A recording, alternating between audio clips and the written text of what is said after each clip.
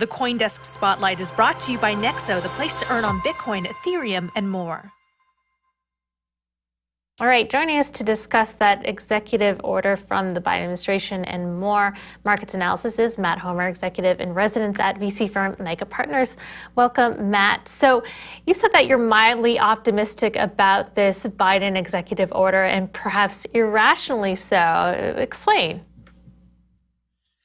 Well, good morning, Christine and Lawrence, and happy Monday. I think that it is. I'm mildly optimistic, as I said, for a couple of reasons. One is that I think that Washington is entering a period where we're saying turf battles between regulators, and we need a referee in the room to help moderate those conversations. So I think that's significant. And I think if you look at some of the reporting on the topic, I think that there are other reasons to be optimistic. So the reporting talked about a strategy. It talked about focusing not only on the risks, but on questions related to U.S. competitiveness. And I think that would be significant to see a strategy that is comprehensive and looks both at the opportunities and risks. I said I'm sort of irrationally optimistic because I think that you have to sort of be careful what you wish for. And as I've been writing about recently, I think the current system, as messy as it is, creates optionality and flexibility for the market. And if you have a more uniform system, it may lead to greater certainty. It may lead to greater efficiency. But if you're not happy with the result, then it may not be great for you.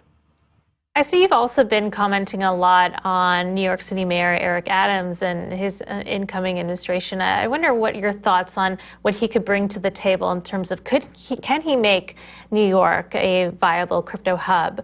That could potentially overshadow Miami and their enthusiasm for crypto eventually one day.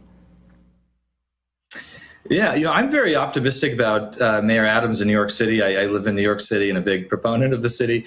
But I think that his arrival on the scene is significant, not only for New York City, but potentially for the political scene more broadly in the United States. And of course, his announcement last week that he is now taking his first three paychecks in crypto, I think is interesting. And he can do a lot. I think New York City, as we know, when it wants to do big things, it can do big things. And of the mayor, he cannot control, the regulatory system in the state, but there's a lot he can do to champion the city as a center of this activity. And he can, of course, work with the governor around the regulatory landscape. I think from a political perspective, it's significant as well, because he is a member of the Democratic Party, as we know. And I think in some ways, cities and mayors can be a leading indicator for where either party is heading. And the fact that he has embraced this in such a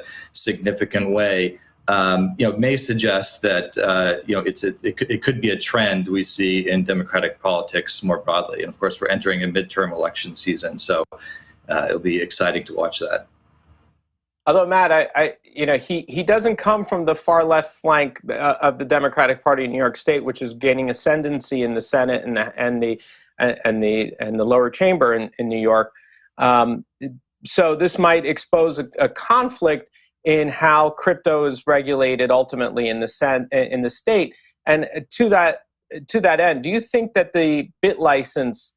You were with the DFS. So do you think that the bit license scheme that we have right now in New York, do you think that that's outdated, needs to be updated or thrown out? If New York is going to face competition from states like Florida, from states like Wyoming, is its time over, or are we going to see the sunset of New York as a financial hub when the future comes? Yeah, I don't think the sun is setting here. I think it's just starting to rise. But I think the bit license, and as you pointed out, I was at DFS and oversaw that area of the department. I think that crypto regulation is an area that has to be constantly iterated. That was my biggest learning in that role, is that it's not something that you create it and then it can kind of sit there for decades, like you maybe used to be able to do with some areas of financial regulation. You have to be constantly improving it. So I think the bit license and the trust charter model that other companies have used to get licensed in New York has actually led to a pretty remarkable mainstreaming of the industry. If you look at the, most of the significant players operating in the U.S., they have embraced regulation in New York.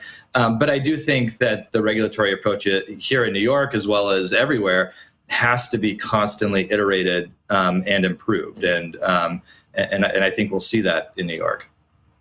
How would you change it? How would you change the bit license? Well, I think that there are real questions on the horizon. Well, I think the one area is making it accessible, right? So I think one area in which the big license is criticized often is that it's inaccessible, meaning that for smaller firms, firms without earlier stage firms, it can be hard to obtain. And so I think that, to me, that is the central, thing that can be improved upon, is making it more accessible to innovators at all stages. But I think that there are also, future challenges awaiting not only New York but every other regulator in the world. For example, the rise of DeFi, and if institutions and intermediaries become less important, what does regulation look like, right? And that is perhaps a much more significant issue that regulators of all types will have to grapple with. Yeah, Matt, that sounds very bullish for Bitcoin and the crypto markets, actually, with what's happening if that proceeds in terms of New York becoming a crypto hub, the Biden administration being having an executive order that is potentially more friendly for crypto. So I wonder, what's your theory behind why the market is down right now, and when will we see it bottoming out? What's on the horizon for the crypto markets? Yeah, I don't know how to predict markets. I did watch in your last segment some of the commentary there, and I do. It's I think these recent regulatory actions, or not even actions, they've just been statements. Those, as you pointed out, have been. They're nothing new, right? I think the SEC, some of the statements that came out there were just sort of reiterating existing positions. It's hard for me to understand how regulation, could have had a significant role recently, just given that we haven't seen anything new there. But as I said, I'm not a trader, so I can't predict. Everyone has a different theory, so we always ask.